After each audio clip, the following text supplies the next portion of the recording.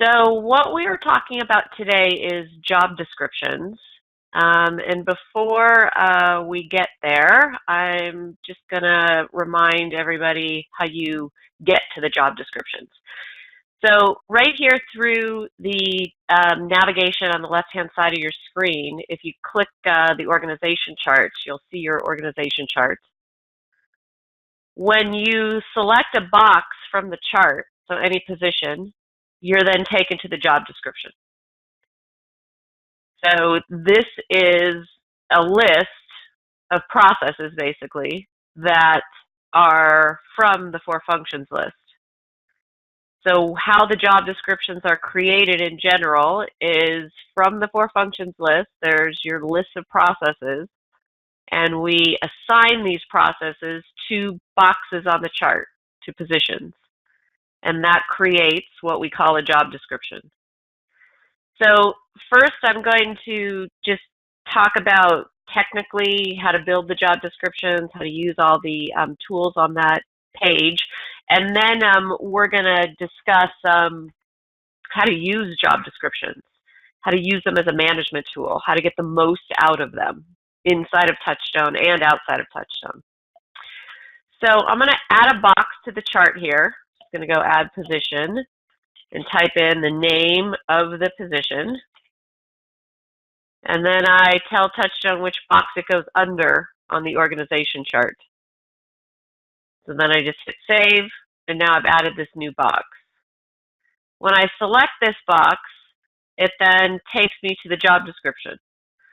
So this one is different from the one that I just showed you because there's no processes on this yet. So when you add a new box to your chart, then you click on it, it goes to a screen that looks just like this. If you haven't built any job descriptions on your organization chart, then all of them are going to look like this when you click on it. So on this screen, the job description has 2 sections to it. There's strategic, which is right here, and tactical. So strategic, or the strategic area, is meant to be for higher level processes. So processes related to strategy, to development, to management, employee management, getting results through other people. So like the higher level work, strategic work. Tactical is the technical work. So generally done by non-managerial positions. Staff development work is another way to say it. It's the doing it work. So generally, managerial positions, like these up here, anyone who's got a box underneath them on the organization chart is going to have a lot of strategic processes, mostly strategic, and very few tactical, ideally.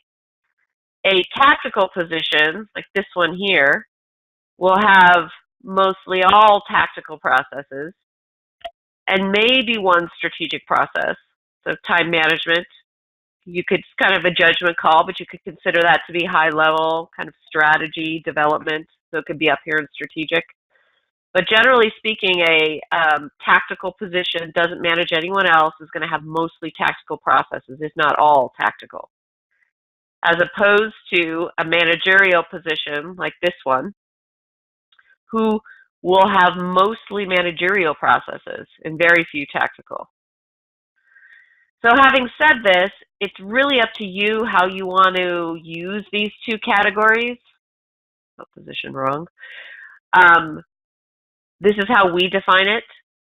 I've seen people do different things, define strategic and tactical differently, so it's completely up to you. I will say one more thing about it. The strategic processes generally come from this area on the 4 key functions. So this is the guiding the business area. And inside of here, you're mostly going to find strategic and managerial type processes.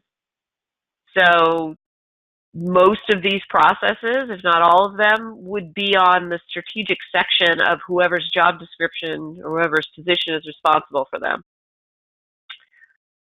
Okay, so now we're going to go back. If you want to edit the title of a position, you just select it, and then you delete it, and then you type in the new title. So click to edit, save. So now this is the new title. So any box on the chart, you want to change the title of the position in that box, go to the job description screen like we're on now and just click right on it. Underneath this title is an objective field. So this is meant to be the purpose of the position.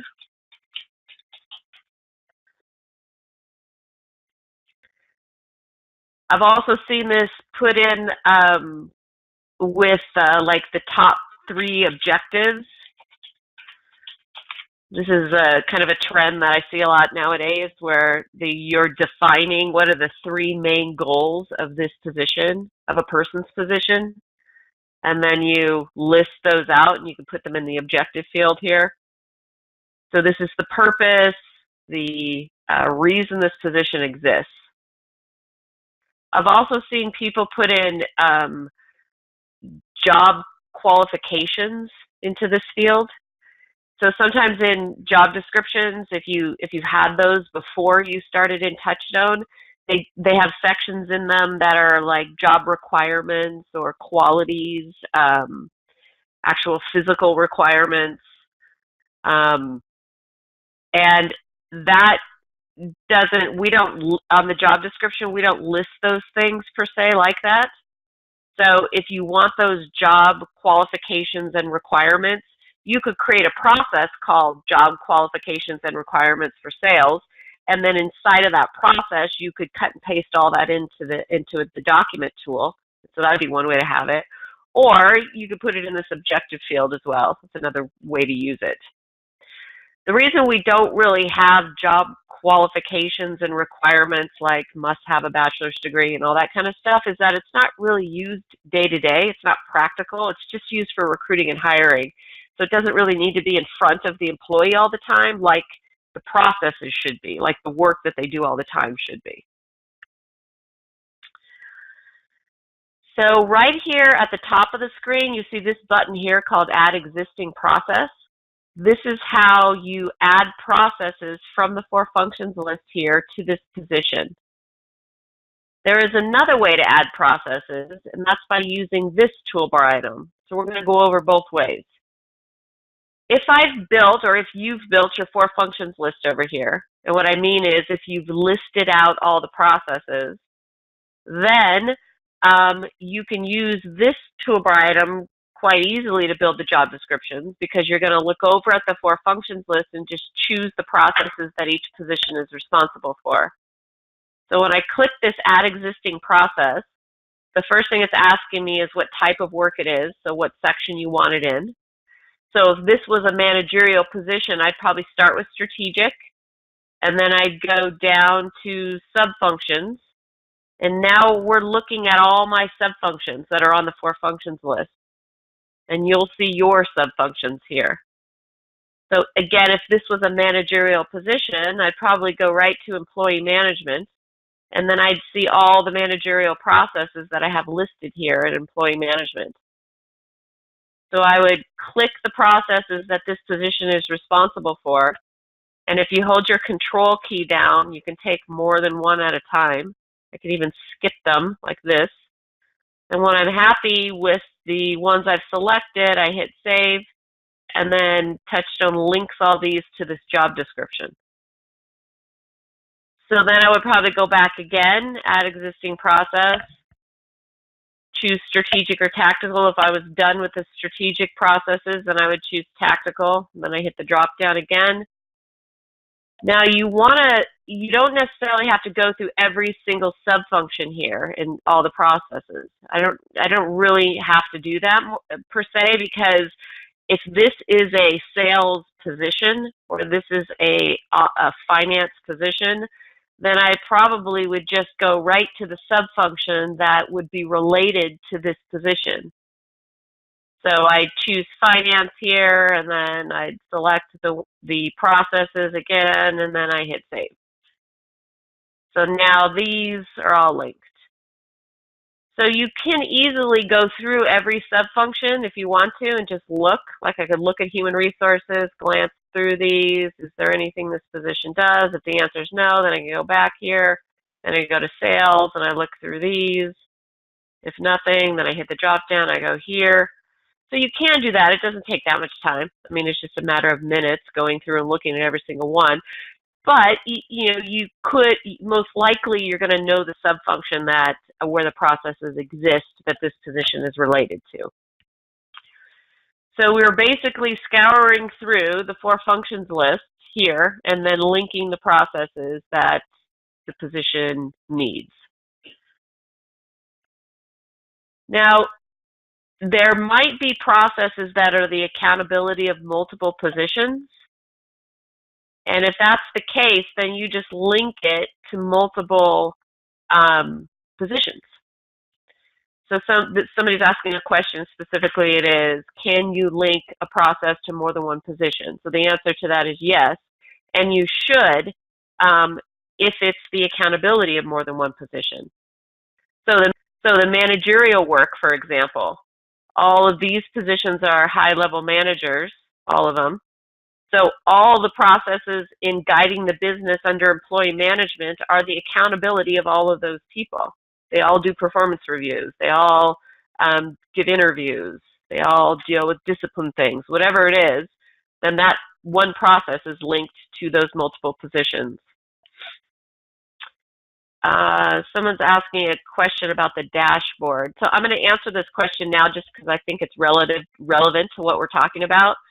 So their question is, if a position or a person, multiple people have the same process linked to their job description, won't they all be able to see what the forms and checklists that are being filled out on the dashboard? So the answer to that is no, because of the username and password logins. So over here in account administration, you set up your employees and you give them unique usernames and passwords. So let's assume that me and John are both managers and we both have access to the performance review process. It's on both of our job descriptions. Because I'm logged in with my own secret username and password, when I go to my dashboard here and I click my position and then I go to performance review, whatever I do inside this process, if I fill out a review for an employee or a checklist and save it back to TouchStone, John cannot see that. Only I can see that and my manager. And it's because of the user rights. We have access to the same processes, the same forms, all of that, but when I complete them, it's unique to me. Okay, so back to the organization chart. If you add a process to a job description and then you want to remove it, you just hit this little remove button. So I click here, and then I see these little red remove buttons appear. I click remove. See, it says, are you sure you want to remove this process? It doesn't say delete, because it's not actually deleting it. It still lives on the 4 functions list. All I'm doing is removing it from this job description. So I say okay, and then that process is gone. If you want the red buttons to disappear, you can toggle away, or you just hit the X again, and then they disappear. I'm going to talk about this second way to add processes to a job description because I skipped that. So the first way is to use this button, Add Existing Process, which links it from the 4 functions list to this position. The second way is to add a process directly to the job description. So where this becomes useful is once you've built the job description by using this toolbar item, you can then look at it and you're seeing it from a different perspective. You're not seeing it from lists on the 4 functions. You're seeing it more in terms of what does this position do. And when looking at it that way, oftentimes you can see more readily what's missing. So you might look at it and say, oh, I forgot about this particular process, or what about this one? So if that happens, you can just click here, Add New Process, and put the name of the new process in. Then TouchStone's going to ask you, where do you want it on the for functions list? So even though I'm going to add this process title directly to this job description, I'm still going to be forced to put it on the for functions list someplace in one subfunction. So think about the title of what you're adding and then choose the subfunction that makes sense so it falls into this category, and then you just hit save. So now the process is going to appear here on the job description, and if I select this process, I can see from the breadcrumb trail here that it's in getting the business in the sales subfunction. So now it's on the job description and also on the for functions list. Sometimes when people start with TouchStone, they'll just start by building job descriptions, which is fine. As long as you can see the big picture of all the processes you need and you're not missing anything, you can go one box at a time and just start listing out the for functions or listing out the processes by using this toolbar item. But just make sure, if you haven't been mindful of it, that the processes you've listed on that job description are actually on the for functions list in a subfunction that makes sense, that you've put them into the right subfunction. Because I've seen before people go add new, and then they just save it, and then it's put them all into the strategy subfunction because they didn't either realize that was there or just weren't thinking about it. So when you go look at their for functions list in guiding the business, all the processes from every job description are here. And if you leave it that way, you're kind of missing the benefit of the for functions, which is kind of this organized master list of all the processes. So if that's happened to you, it's no big deal. Just go to where they are, like in guiding the business, and drag them to the right functions first of all, and then to the right subfunction. All right, I'm going to go back here. So I want to show you one more thing about how to link processes to job descriptions, or more importantly, how to see which processes have been linked to which job descriptions. So I can see clearly when I'm looking at this job description that these are the processes that are linked to it. But if I want to see it from the process tools page, which is where we are now, I can go here where it says link to job description, and now I see this particular process has been linked to this position. So it's just another way to see it. I can also link it and unlink it from this view.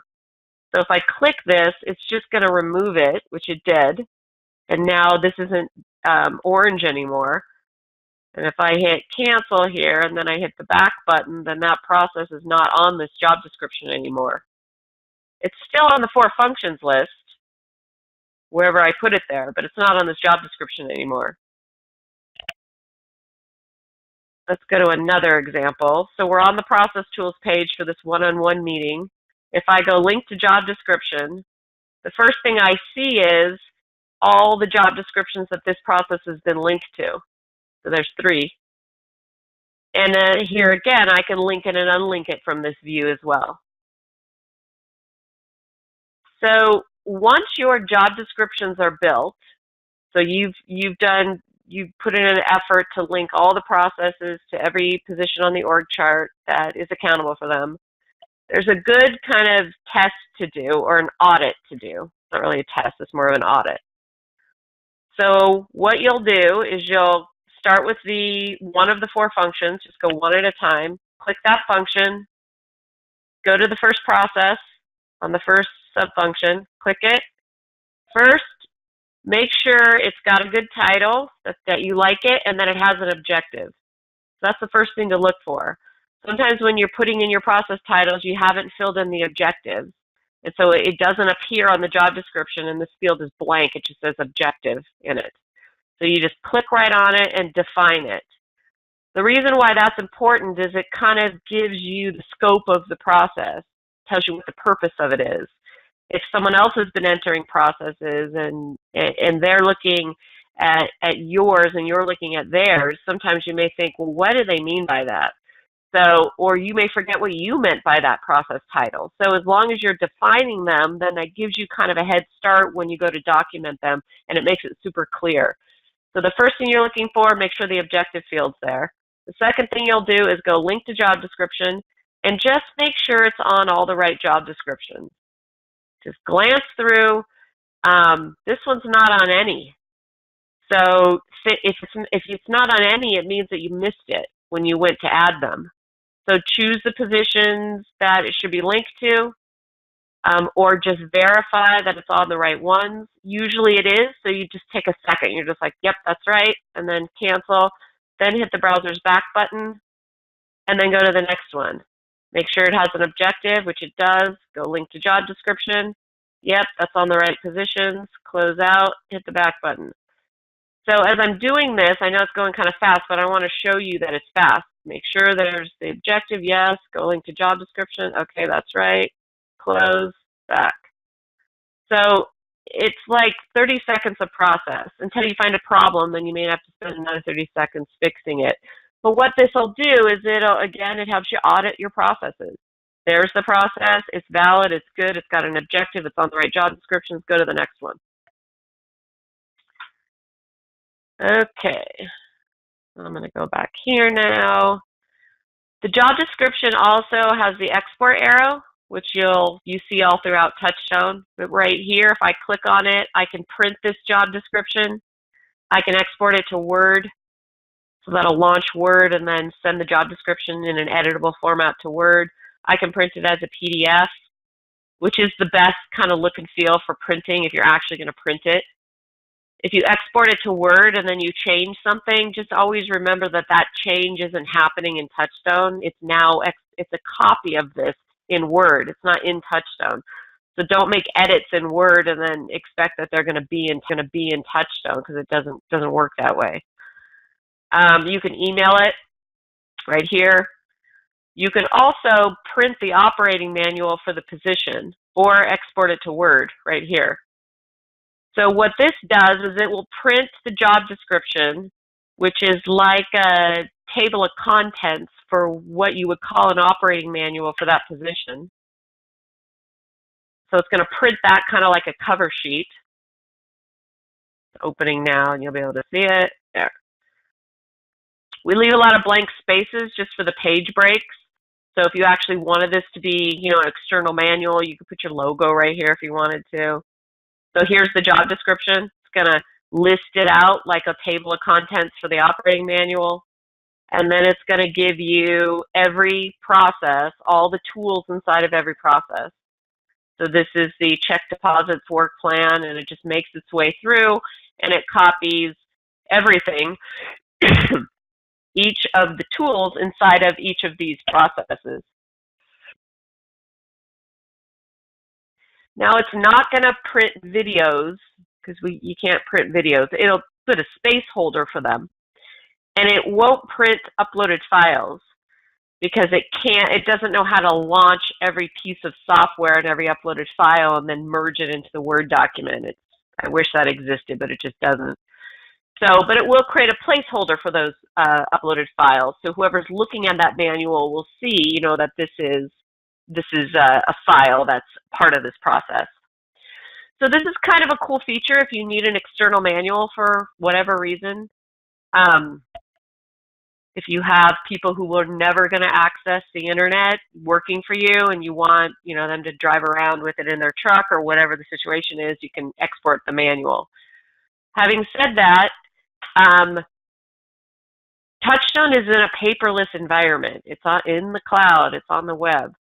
Everything inside of it is the most current version of that thing that you have. It's the most updated version. This is one of the benefits of TouchStone. There's a lot of businesses, small businesses in particular, that are in what we call SOP chaos, which is there are documents and forms and things in Dropbox and over in Google and on this file and then on this backup drive, and it's like nobody knows where anything is because it's all over the place. Or maybe it is organized into file structures of some kind, and you can find things, but then when somebody finds something, they do a save as, and then suddenly there's 3 versions of that same thing. So it's what we call SOP chaos. It's just the maze that becomes networks over time. So what TouchStone gives you is this up-to-date, all the time, readily available, accurate processes. The minute you start exporting things is the minute you're creating your own SOP chaos again, because now there's a file save as, same idea, and that is somewhere else. And especially if you start editing things after you've exported it, then it's like you're making TouchStone irrelevant. What always baffles me is when I hear that people have started a process in a Word document and started listing out the tasks and then uploaded it to TouchStone. I know that that is a thing because it's comfort, like they're used to doing it in Word, so having to learn to do it in TouchStone is a step that is just an extra step. So I would encourage you to take that step, that push yourselves to go into TouchStone, open it up, document it right there. Don't start it in Word and then put it into TouchStone. And certainly don't export things from TouchStone and start editing them in Word and then put them back into TouchStone. It's just the inability or the delay in you learning how to just click a task and type it right into TouchStone is causing you exponential amount of time wasted. And with your employees, anybody who has employees on the line here, if you're not an employee, encourage your people to get into TouchStone and write it in TouchStone. The more they become comfortable with that, and it's not that far of a stretch, it is very similar to Word. It's just a little different. It's just a little out of maybe the familiar. But push yourselves and those people to do that, because that's the way you're going to save time. And try not to export things. If I wanted somebody to look at this job description, the very last thing I would do, like if I wanted my manager to review it for me, the very last thing I would do is export it or email it. I would say, hey, go to TouchStone right here, and I would copy this URL. Each page has a unique URL. I would go to email, cut and paste that into the URL, and I'd say, hey, go look at my job description that I just did. Let me know what you think. Or if there's a process that I've been working on, like a work plan, and I want my manager to see it. Again, I go right up here, right click, copy. Now I have a specific page that he or she can go to, put it into email them, cut, paste. All they do is click the link, and as long as they're logged into TouchStone, they go right to it. So it's way better than exporting it, emailing it, sending it to that person. Now there's another version of it out there. All right, I'll get off of my soapbox on that one. So now let's talk about how to, wait, one more thing I want to show you. Everything is drag and drop here. Drag and drop, drag and drop. So you can reorder any of these into any order that you want. You can drag from strategic to tactical. Most everything in TouchStone is drag and drop. So if you're thinking to yourself, how do I reorder this or how do I move this? 9 times out of 10, you just drag it and drop it. So let's talk next about how to use job descriptions, because I think this is the best part. The building of them is kind of fun, for me anyway, and it should be for you too. I mean, it's accomplishing something great. But the biggest benefit is the value that they have as a management tool. So I'm going to go to a different job description here. Let's go to sales assistant. Okay. So as a management tool, the job descriptions are great for, number one, new employee training. So that's a great value. And then number two is ongoing training. So we're going to talk about how to use them as a management tool first, and then I'll talk about some other benefits.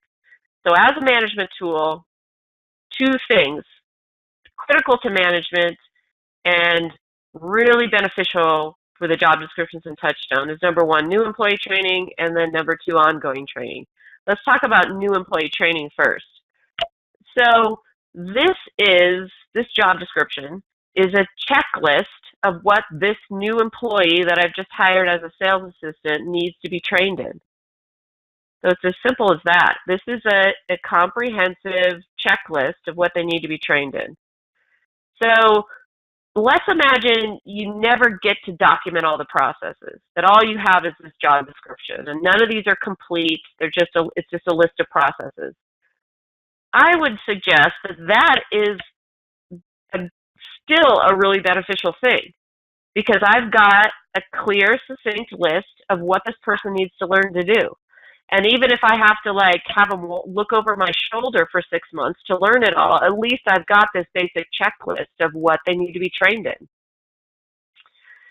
So, but then added to that, if you do document even one of these processes, then this becomes a training checklist, a clear, specific list of what they need to learn how to do and how they do it.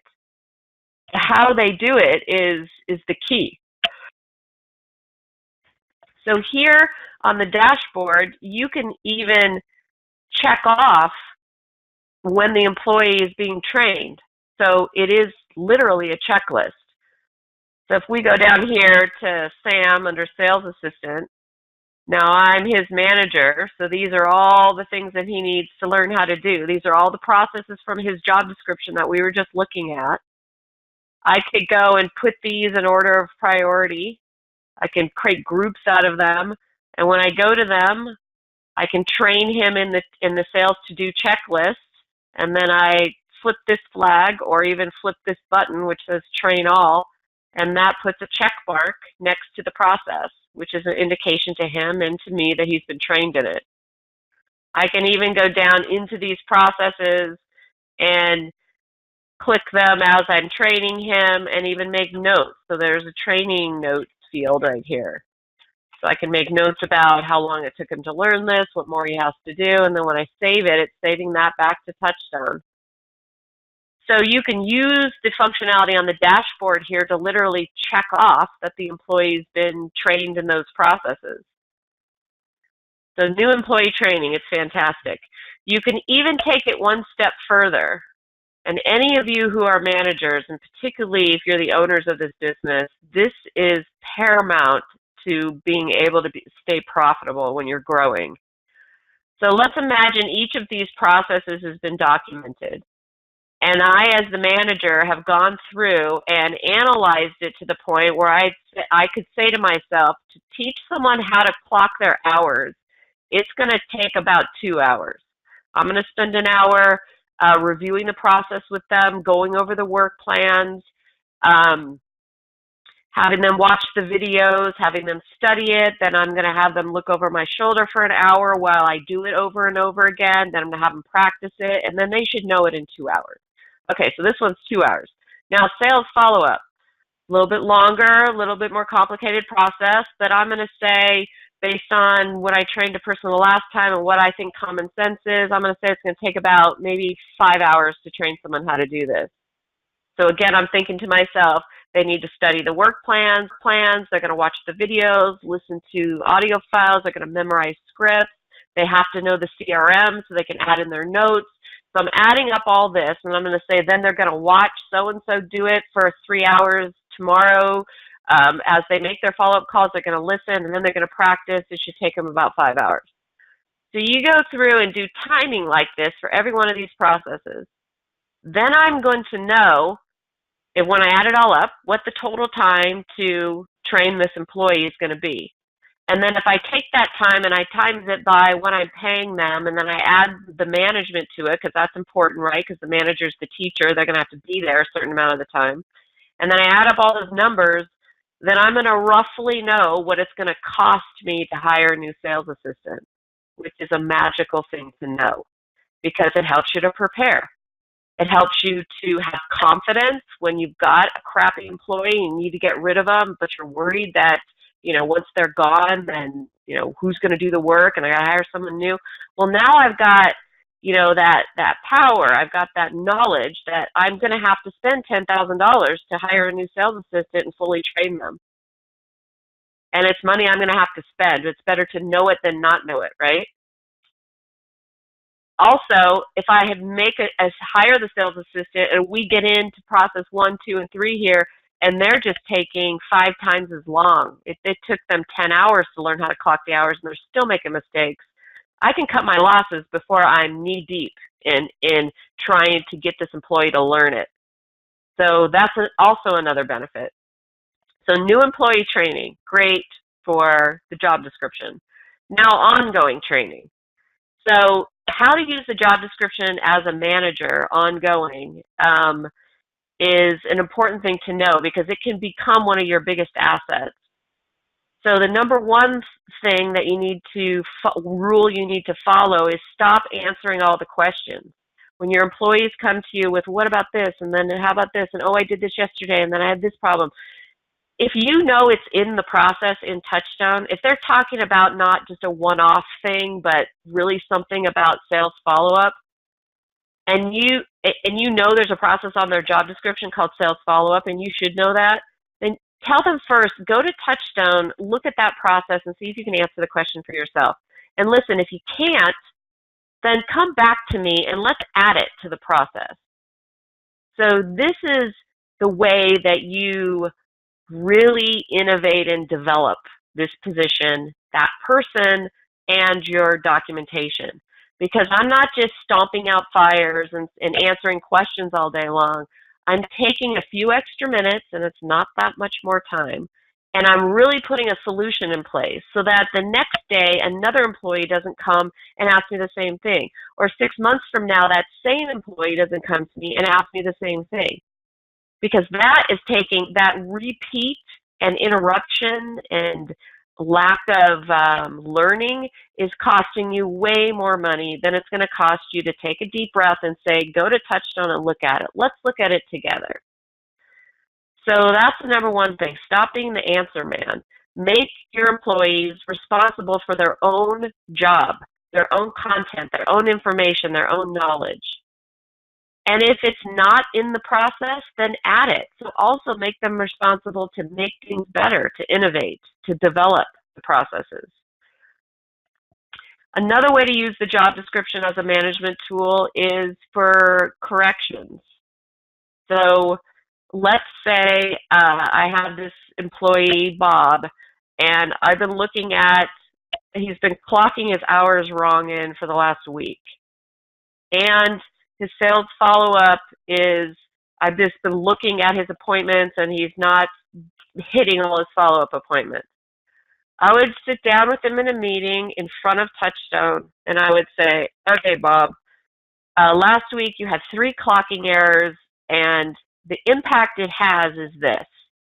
So first give some context in case he doesn't understand, and then say, I trained you in this process when you first started. What's going wrong? What's going wrong with the process? Let's talk about it. Let's go through it together, and let's figure out where you went off or where the process may not have been detailed enough. So you notice how my tone is, let's figure out what's wrong with the process. Let's figure out what happened. Not, Bob, damn it, I told you to do it this way. I told you last week. I told you again. It's not about making him feel bad about what he did and he's so stupid and I can't find good employees and nobody ever listens to me and I'm the only one who can do it and no one else can do it as good as me. All that rhetoric that goes on in our minds. Drop that. Lay it down once and for all and really try to use the processes as the management tool. Help Bob to own the process. Help him figure out what went wrong. Fix the process if that's the problem, because sometimes that's the case. When you sit down and look at it, you say to yourself, oh, that is kind of confusing, or oh, I can see where he didn't get it there. But then put it in front of him, ultimately, in front of the employee, and say, this is the way the process functions and works. If you do that once or twice, the employees are going to get it. You know, they're going to see that they have to be responsible for the content that's in here and following it. You know, so same thing with the follow-up statistics. You would go to Bob and say, you missed all these follow-up appointments. I saw them in the CRM. Is the process hard for you to follow? Have you looked at the process? Do you remember? And so now we're talking again about the process. We're not talking about what a screw-up Bob is. We're saying, what's wrong with the process? And so it's just a little shift in the way that you approach it, which lends space to the employee to get it right without feeling bad about themselves. And it also affirms and reinforces your processes.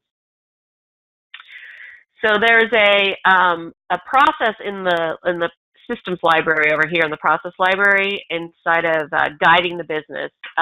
There's two processes that I think really help reinforce using the job description as a management tool. One is the one-on-one meeting process, and the second is performance review. So I'm going to talk in more detail about performance review here in a second because that'll be the process of the week. But I want to bring up the one-on-one meeting process. You can download it here inside of the Guiding the Business library.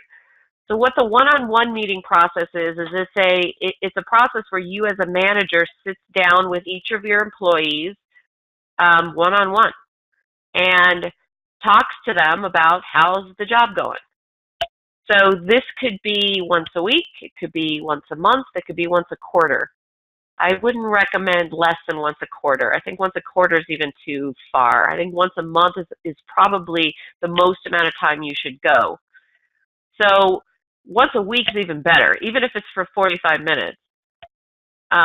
If some of you are cringing at the thought of meeting with every employee once a week, think about the amount of time that's wasted by not communicating effectively. There's a huge amount of time that's wasted by not communicating effectively. And what it boils down to is email after email after email, missed email, information passing back and forth, phone calls where you don't remember what happened, questions, things you have to talk to them about that you pick up the phone and just call them, and now everyone's interrupted. So some of that stuff, not all of it, but some of that stuff can wait for a meeting. So you just get more organized with your time. I go into my dashboard if I've got something I want to talk to someone about, and in the one-on-one meeting agenda form, I'll just put it in there. I'll just list it. So then when I go to sit down in the meeting, it's all there. And then I can remember what I was going to talk to them about. So if it's not an emergency, if it's not extremely time sensitive, so get rid of all the yeah buts because you just continue on with stuff like that you feel like you need to deal with right away. If it's stuff that can wait, then wait for the meeting. So what happens in this one-on-one meeting is you literally can go through every process on the job description here and just say, how's the clocking in hours going? I don't see you have any problems this week. That's fine. How's the sales follow-up going? I see you had all these follow-up appointments. How'd the meetings go? How do you feel about it? Did you learn anything new this week? I think you're doing really great on this. What if we added something here? So you just communicate about it, but you're focusing in on the process as you're talking about it. So the meeting becomes very focused, very clear, step by step. I am communicating with the employee, asking them how they're doing, letting them know I care about them, but I'm also reinforcing these processes. So you don't have to go through every process every week, or probably once a month would be fine, but you just go through and discuss them. Talk about any issues that are having, and then talk about ways to improve. You can also do this kind of thing in department meetings. So if this is the sales department has a department meeting, this whole department, we may choose what you could call a process of the week or a process of the month. So we may choose it, in the sales or even in the marketing side. So you just choose a process from the job description. If it's a process a month, then you can basically do one a month. It may take 2 years to get through them all. I don't know, depending on how many, department meetings you have.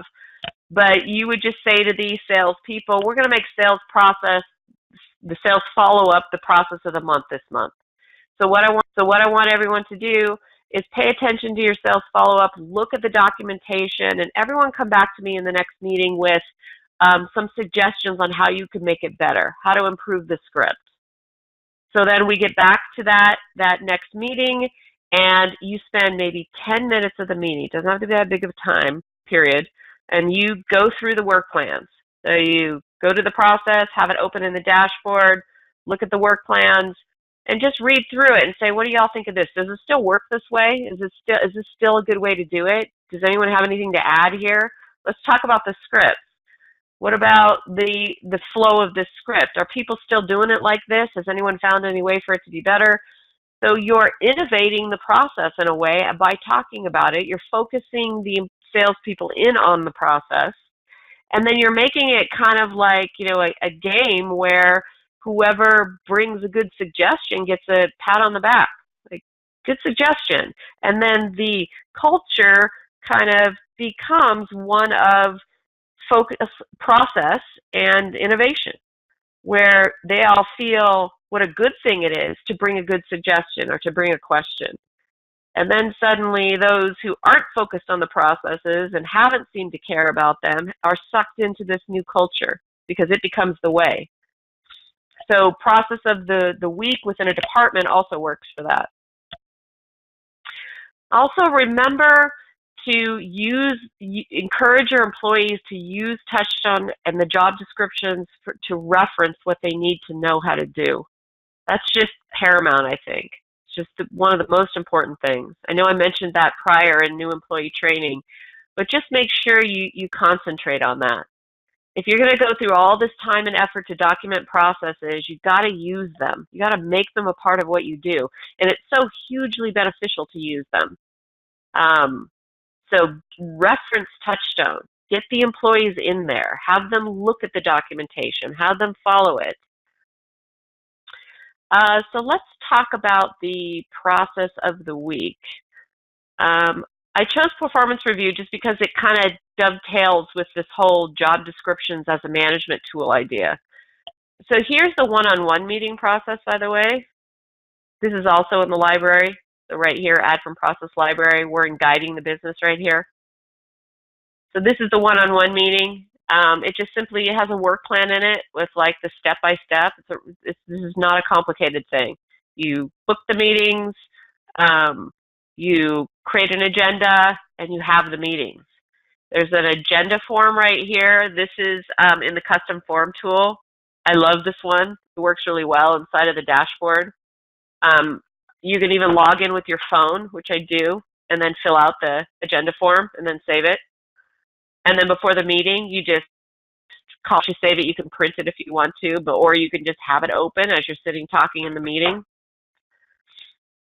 What also is great about this is if my manager has a question about an employee that works for me and wants to know what we've been talking about, am I having my meetings? It works like one level up too, because my manager can go in and run a report and see all of these agenda forms and just verify that I've been doing my meetings with the employees. It also helps for HR compliance, because if you are dealing with difficult issues, you're giving warnings, you're talking about things, and you need to use that if you're going to go to fire someone, it's all in TouchStone. There's like this complete history of the communication that's happened. So the one-on-one meetings is a great tool. And then let's talk about performance review. So in our performance review process, the first thing you'll see is a work plan right here, which describes how to take the job description in TouchStone and put it into the performance review form. So basically, you're just going to highlight the whole job description and copy it and then paste it into the document.